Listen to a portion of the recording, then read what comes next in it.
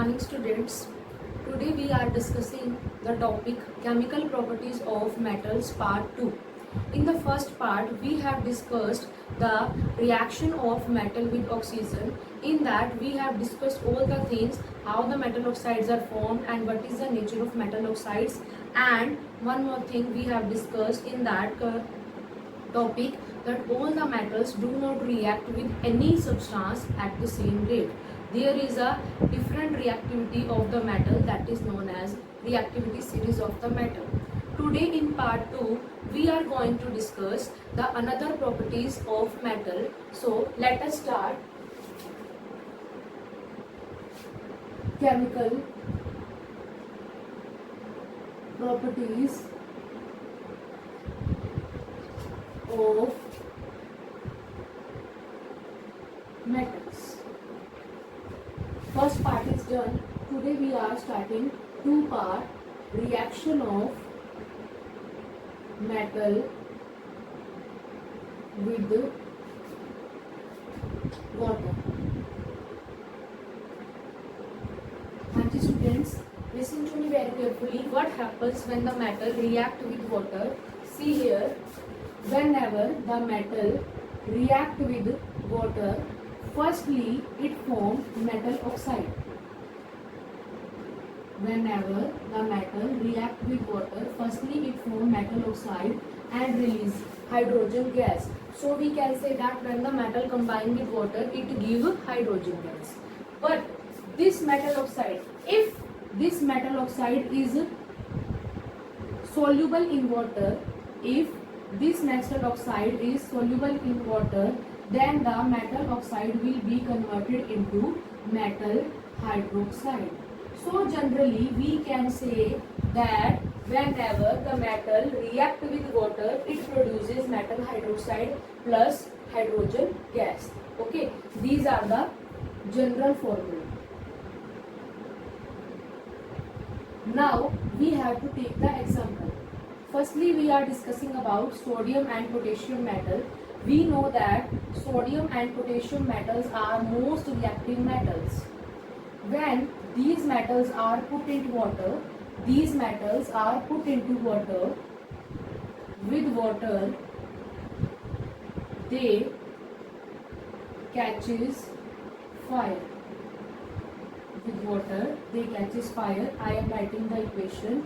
Whenever the sodium is put into water, it forms NaOH plus hydrogen gas. Okay, whenever the sodium is put into water, it produces NaOH and hydrogen gas, and this reaction is highly exothermic. That's why amount of heat is also evolved during this reaction, and this heat will be absorbed by hydrogen gas. That's why it catches fire. Question आता है कि जो sodium और potassium metal है, जब इनको water के साथ रिएक्ट करवाया जाता है तो the reaction is highly exothermic और दैट इज बॉइलेंट रिएक्शन. तो हम ये बोलेंगे कि these are most reactive metal. That's why when they are put into water they form hydrogen gas and amount of heat is also evolved during this reaction. This heat is absorbed by hydrogen gas. That's why they catch fire. ठीक है. Next second बात करते हैं हम calcium और magnesium metal. Calcium और magnesium जो metal होती हैं, they are moderately reactive. Calcium और मैग्नीशियम जो मेटल्स होती हैं, they are moderately reactive metal. ये जो मेटल्स होती हैं, ये जब वाटर के साथ रिएक्शन करती हैं तो ये भी हाइड्रोक्साइड बनाती हैं, CaOH ट्वाइस, और हाइड्रोजन गैस रिलीज करती हैं. Mg भी सेम रिएक्शन शो करता है. बट यहाँ पर हमारे पास एक क्वेश्चन आता है. क्वेश्चन ये आता है कि why does calcium float on water, float in water when put into it, when put into it. तो हम आंसर क्या करेंगे, आंसर सुनो बच्चे से मेरा. आंसर हम क्या करेंगे कि whenever the calcium put into water, it form calcium hydroxide and hydrogen gas. This hydrogen gas, the bubble of this hydrogen gas stick to the calcium metal surface and become heavy. That's why calcium and magnesium metals float in the water.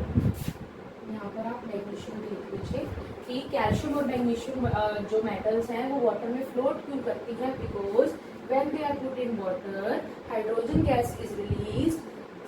The bubble of hydrogen gas stick to the surface of metal. That's why calcium and magnesium metals are float in the surface of water. हाँ जी, मैं repeat कर रही हूँ थोड़ा सा कि whenever the metal put into water, firstly it form metal oxide and release hydrogen gas. After that, when metal oxide will be dissolved in water, so it will form metal hydroxide. So generally we can say that कि metal when water के साथ react करता है तो metal hydroxide और hydrogen gas बनाता है. For example, sodium or potassium, these are most reactive metal. When they are put into water, amount of heat energy is released. That's why this reaction is highly exothermic, and these metals catches fire when they are put in water. That's why these metals are immersed under kerosene oil, क्योंकि kerosene oil में डालने से sodium और potassium metal का water और oxygen के साथ जो कांटेक्ट है वो फिनिश हो जाएगा एंड ना तो वो फायर कैच करेंगी ना ही रिएक्शन एक्सोथर्मिक होगी. सेकेंड एग्जांपल है कैल्शियम और मैग्नीशियम का. कैल्शियम और मैग्नीशियम जो मेटल्स हैं दे आर मॉडरेटली रिएक्टिव है, ना बहुत ज्यादा रिएक्टिव है ना लेस रिएक्टिव है. They are moderately reactive metals. When they are put into water, so they start floating in the water. Why they start floating in water? Because when the hydrogen gas is released during the reaction, the bubbles of hydrogen gas stick to the surface of metal, calcium or magnesium. That's why it become heavy and start floating in water. हाँ जी students, ये हमारे 2 examples हो चुके हैं. उसके बाद हम बात करते हैं हमारे थर्ड एग्जाम्पल के बारे में. थर्ड एग्जाम्पल हम लेंगे कुछ लीस्ट रिएक्टिव मेटल से. लीस्ट रिएक्टिव मेटल से फॉर एग्जाम्पल हम बात कर सकते हैं एल्यूमिनियम और आयरन के बारे में. Third example we are taking from aluminium और आयरन. एल्यूमिनियम और आयरन जो मेटल्स हैं they are less reactive than calcium and magnesium. वो रिएक्टिविटी सीरीज में इनसे बिलो हैं. Example number third we are taking of aluminium and Fe. अब aluminium और Fe जो मेटल है they do not react with cold water, they react with only steam. ये steam के साथ रिएक्शन करती है, कोल्ड वाटर के साथ रिएक्शन नहीं करती और हॉट वाटर के साथ भी रिएक्शन नहीं करती. एल्यूमिनियम और जो आयरन है ये सिर्फ स्टीम के साथ रिएक्शन करेंगे, यानी कि H2O जब गैसेस फॉर्म में दिया जाएगा and they will form Al2O3 plus hydrogen, Fe3O4 plus hydrogen. ठीक है. Now listen to me. They when react with steam, they will be converted into their respective oxides only. इनके सिर्फ oxide बन रहे हैं, हाइड्रोक्साइड नहीं बन रहे, क्योंकि वो स्टीम से रिएक्शन कर रहा है. जब स्टीम से रिएक्शन करेगा तो उसमें डिसॉल्व कैसे हो पाएगा? डिसॉल्व ही नहीं होगा. जब डिसॉल्व ही नहीं होगा तो hydroxide will be not form. तो these metal only form their respective oxides, not hydroxide, because they react with steam only. यहाँ पर जो मैंने H2O लिया है ये मेरा स्टीम फॉर्म में है, इसीलिए मैंने ब्रैकेट में यहाँ पर गैस रखी है. Okay. Now the main thing that I want to tell you कि copper, silver, gold, platinum, these metals do not react with water even at high temperature. हाँ जी स्टूडेंट्स, हमारे पास जो मेटल्स हैं कॉपर, सिल्वर, गोल्ड, प्लेटिनम, ये जो metals हैं ये reactivity series में हाइड्रोजन से बिलो होती हैं, इसीलिए ये किसी भी कंडीशन में वाटर के साथ रिएक्शन नहीं करती हैं. Yes students, this is our second reaction of metal, जिसमें हम बहुत सारे एग्जाम्पल्स को डिस्कस कर चुके हैं. Now we are coming to our third example.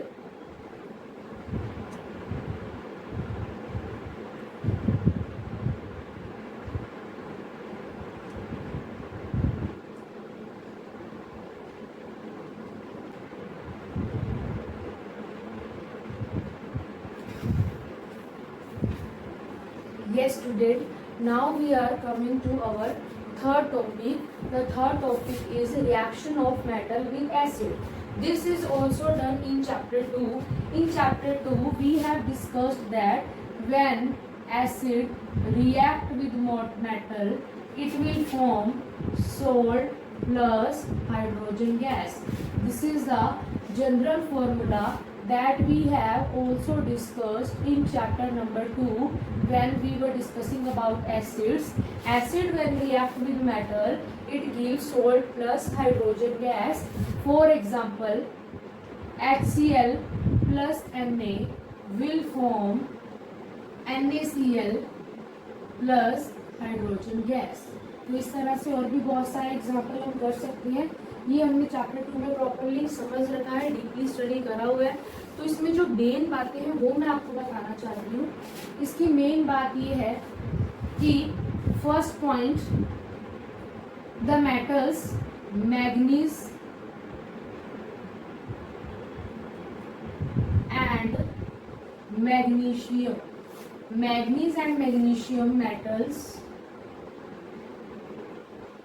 release hydrogen gas when react with dilute HNO3, but other metals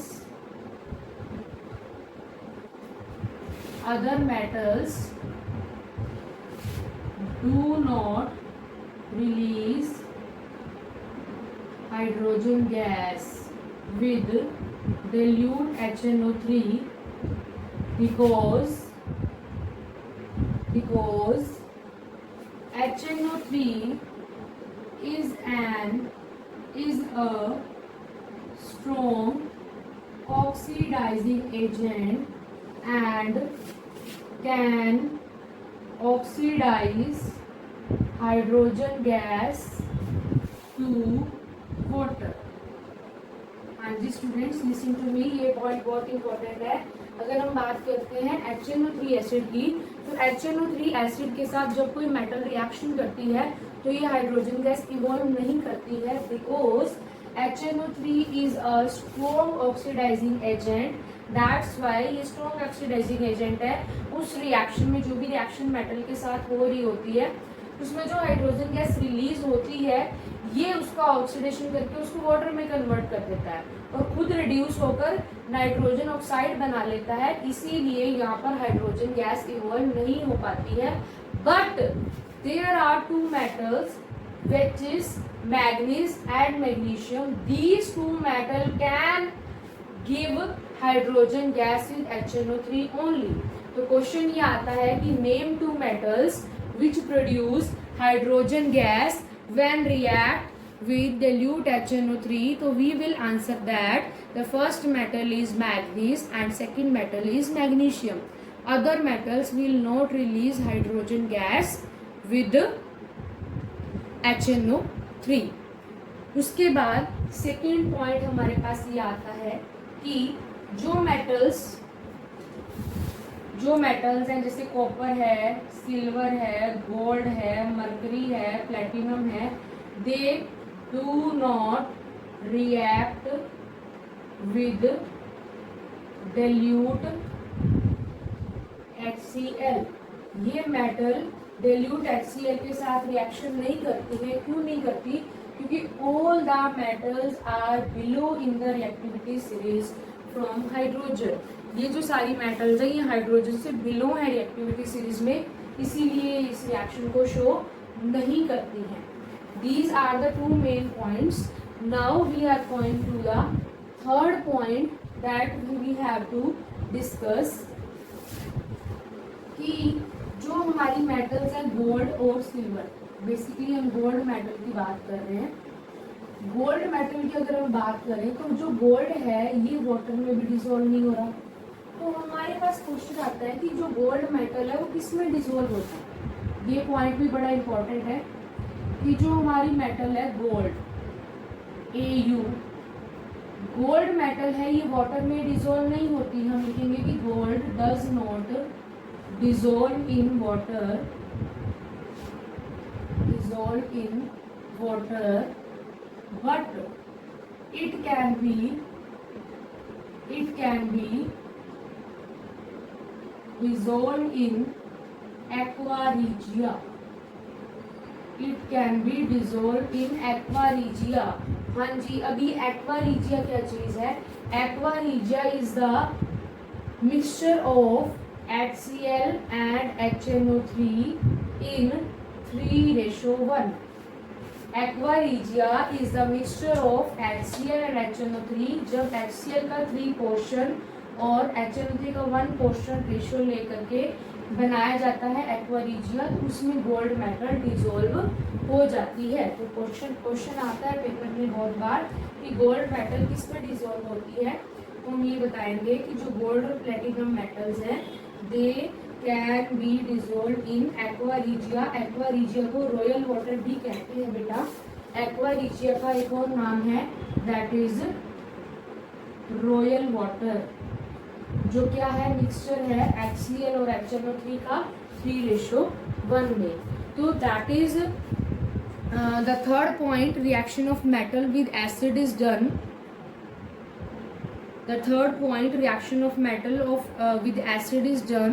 Now we are discussing the last point, that is reaction of metal with another solution of metal. Reaction of metal with another solution of metal.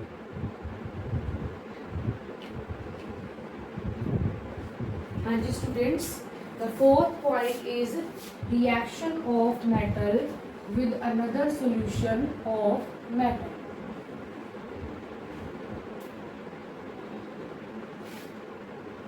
With another solution of metal salt.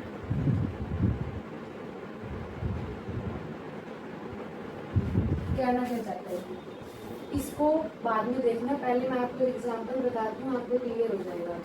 हमने ये example पढ़ा हुआ है कि जब Zn की reaction CuSO4 के साथ करवाते हैं तो जो Zn है वो Cu से ज़्यादा रिएक्टिव होने की वजह से Cu को डिस्प्लेस करके ZnSO4 और Cu बना देता है। एक और रिएक्शन हम ले सकते हैं कि Fe प्लस CuSO4, तो हम बोलेंगे कि जो Fe है वो भी Cu से ज़्यादा रिएक्टिव है, इसीलिए ये बना देता है FeSO4 और Cu को डिस्प्लेस कर देता है।